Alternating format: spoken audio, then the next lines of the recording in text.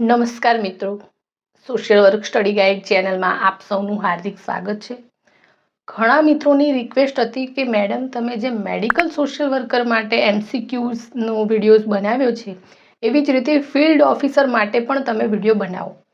અને એ મિત્રોની ખાસ રિક્વેસ્ટ પર આધારિત મેં આ વિડીયો બનાવ્યો છે, જેમાં મેં MSW એટલે કે સોશિયલ વર્ક અને સાયકોલોજી એ બંને વિષયના મૂળભૂત પ્રશ્નો સાથે સરકારી યોજનાઓ અને સરકારી જે કાયદાઓ છે એ ચારેય વસ્તુને સાંકળીને મોસ્ટ IMP MCQs લઈને હું આવી છું. આ વિડીયોમાં તમને 30 MCQ પૂછવામાં આવ્યા છે. આ MCQ જે છે એ માત્ર તમારા જે સ્પેશિયલ સબ્જેક્ટ છે જેની મેં વાત કરી એના રિલેટેડ જ છે. જનરલ નોલેજના પ્રશ્નો આમાં નથી. આ સ્પેશિયલ ટોપિક જે છે સોશિયલ વર્ક, સાયકોલોજી, સરકારી યોજનાઓ અને સરકારી જે કાયદાઓ છે એના પર આધારિત છે. આશા છે કે તમને આ વિડીયો મદદરૂપ થશે. આ વિડીયોમાં અમે ફિલ્ડ ઓફિસરની પરીક્ષા માટે વિષય સંબંધિત મહત્વપૂર્ણ બહુવિકલ્પીય પ્રશ્નોની ચર્ચા કરીશું. સોશિયલ ગ્રુપ વર્કનો મુખ્ય હેતુ શું છે? સાચો જવાબ છે સમૂહમાં રહીને વ્યક્તિનું સામાજિકરણ અને વિકાસ. ભારતમાં સમાજ કાર્યના શિક્ષણની શરૂઆત Tata institute of social science દ્વારા થઈ હતી. સત્યશોધક સમાજની સ્થાપના જ્યોતિબા ફૂલેએ કરી હતી. નિરાધાર વૃદ્ધોને આર્થિક સહાય આપવા માટે ગુજરાત સરકાર દ્વારા નિરાધાર વૃદ્ધ પેન્શન યોજના અમલમાં છે. સમાજ કાર્યમાં એડવોકેસીનો અર્થ વંચિતોના હકો માટે અવાજ ઉઠાવવો થાય છે. અબ્રાહમ મેસ્લોએ માનવીની જરૂરિયાતોનો 5 સ્તરનો પિરામિડ આપ્યો હતો, જેમાં મૂળભૂત જરૂરિયાતોથી લઈને આત્મવાસ્તવિકકરણ સુધીનો સમાવેશ થાય છે.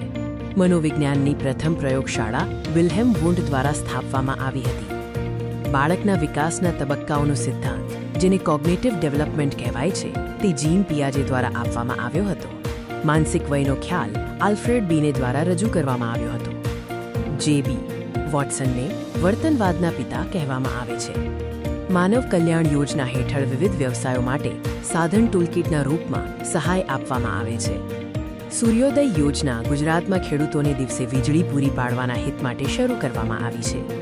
MGNREGA યોજના હેઠળ વર્ષમાં ઓછામાં ઓછા 100 દિવસની રોજગારીની ખાતરી અપાય છે.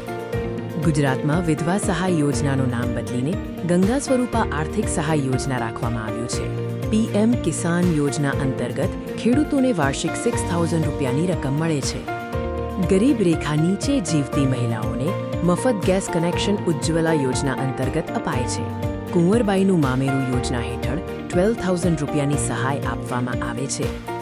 અનુસૂચિત જાતિ અને જનજાતિ અત્યાચાર નિવારણ ધારો એટ્રોસિટીઝ એક્ટ વર્ષ 1989માં ઘડાયો હતો. ગ્રાહક સુરક્ષા ધારો કન્ઝ્યુમર પ્રોટેક્શન એક્ટનો નવો કાયદો 20 જુલાઈ 2020ના રોજ અમલમાં આવ્યો. જુવેનાઇલ જસ્ટિસ એક્ટ બાળકોના રક્ષણ માટે બનાવવામાં આવ્યો છે. IPCની કલમ 302 હેઠળ મર્ડરની સજાની જોગવાઈ છે. મફત કાનૂની સહાયની જોગવાઈ બંધારણની કલમ 39A માં છે. હિન્દુ લગ્ન ધારો વર્ષ 1955માં પસાર થયો હતો. ભ્રષ્ટાચાર વિરોધી અધિનિયમ પ્રિવેન્શન ઓફ કરપ્શન એક્ટ વર્ષ 1988નો છે. વિશ્વ માનસિક સ્વાસ્થ્ય દિવસ 10 ઓક્ટોબરે ઉજવવામાં આવે છે.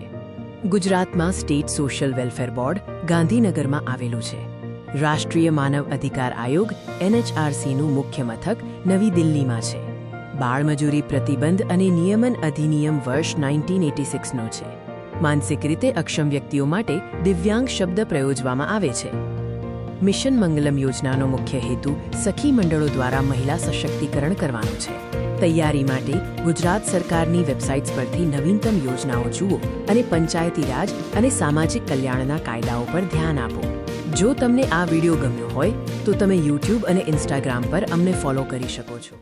જો વિડીયો તમને મદદરૂપ થયો હોય તો વિડીયોને લાઇક કરજો. સાથે તમે કયા વિષય પર વિડીયો ઈચ્છો છો એ મને કોમેન્ટ કરીને જણાવજો. અને જે પણ મિત્રો ફિલ્ડ ઓફિસરની તૈયારી કરતા હોય એમને આ વિડીયો શેર કરજો. અને મિત્રો MSW રિલેટેડ તમારે કોઈ પણ પ્રશ્ન હોય તો તમે મને જણાવી શકો છો. હું ખાસ આ ચેનલ ઉપર સોશિયલ વર્ક રિલેટેડ તૈયારી કરાવું છું, જેમાં તમે કેવી રીતે એક સારા સોશિયલ વર્કર બની શકો એના વિશે માહિતી આપું છું. મળીએ છીએ નેક્સ્ટ વિડીયોમાં. ત્યાં સુધી આવજો.